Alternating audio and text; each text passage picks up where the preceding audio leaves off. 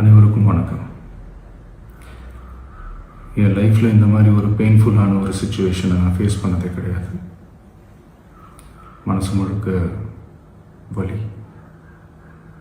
வலி மட்டும்தான்.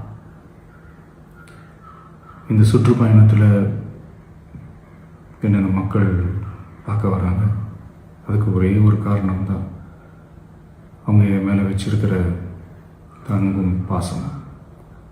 அந்த அன்புக்கும் பாசத்துக்கும் நான் எப்பவும் கடமைப்பட்டிருக்கிறேன்.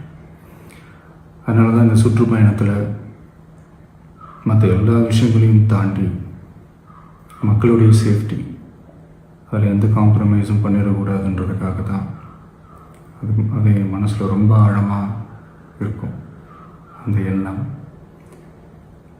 அதனால தான் இந்த அரசியல் காரணங்கள் எல்லாத்தையும் தவிர்த்துட்டு ஒதுக்கி வச்சுட்டு மக்களுடைய சேஃப்டி மட்டும் மைண்டில் வச்சுக்கிட்டு அதுக்கான இடங்களை சூஸ் பண்ணுறது, அதுக்கான இடங்களை பார்த்து பெர்மிஷன் கேட்குறது, போலீஸ் டிபார்ட்மெண்ட்டில் அதை ரிக்வெஸ்ட் பண்ணி கேட்போம். ஆனால் நடக்கக்கூடாதது நடந்துருச்சு. நானும் மனுஷன் தானே.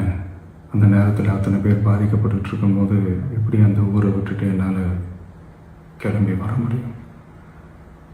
நான் திரும்ப அங்கே போகணும்னு இருந்துச்சுன்னா அதை ஒரு காரணம் காட்டி அங்கே வேறு சில பதட்டமான சுச்சுவேஷன்ஸ், வேறு சில அசம்பாவிதங்கள் அந்த மாதிரி எதுவும் நடந்துடக்கூடாதுன்றதுக்காக தான் நான் அவாய்ட் பண்ணேன்.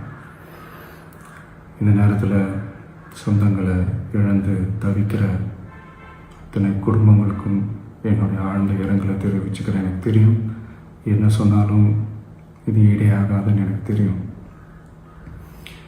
ஹாஸ்பிட்டலில் ட்ரீட் பண்ணிகிட்ருக்கிற எல்லாருமே சீக்கிரமாக க்யூர் ஆகி வரணுன்றதை இந்த நேரத்தில் நான் வேண்டிக்கிறேன். கூடிய சீக்கிரமே உங்கள் எல்லாரையும் நான் சந்திக்கிறேன். இந்த நேரத்தில் எங்களுடைய வலிகளை, எங்களுடைய நிலைமையை புரிஞ்சுக்கிட்டு எங்களுக்காக பேசின அரசியல் கட்சிகளை சார்ந்த நண்பர்கள், தலைவர்கள் அனைவருக்கும் என்னுடைய நன்றியை தெரிவிச்சுக்கிறேன். கிட்டத்தட்ட ஒரு 5 மாவட்டத்துக்கு பிரச்சாரத்துக்கு போனோம். இந்த மாதிரி எதுவுமே நடக்கல. ஆனால் கரூரில் மட்டும் ஏன் எப்படி நடக்குது, எப்படி நடக்குது?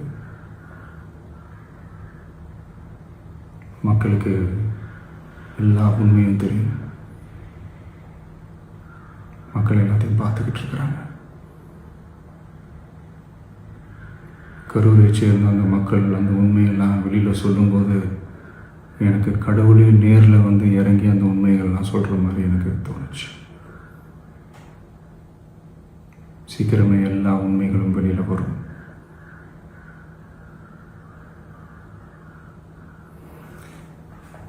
எங்களுக்கு தரப்பட்ட இடத்துல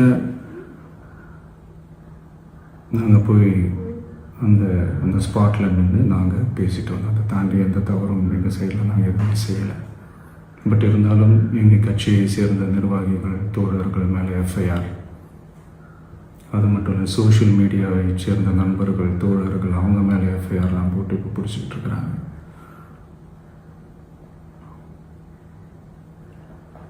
சிஎம் சார்,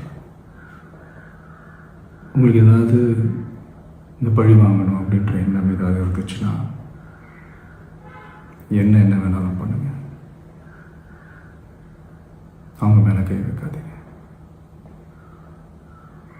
நான் ஒன்று வீட்டில் இருப்பேன், இல்லை நான் ஆஃபீஸில் இருப்பேன். என்ன வேணாலும் செய்யுங்க.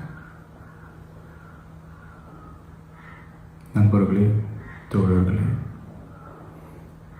நம்மளோட அரசியல் பயணம் இன்னும் ஸ்ட்ராங்காக, இன்னும் தைரியத்தோட கண்டினியூ ஆகும்.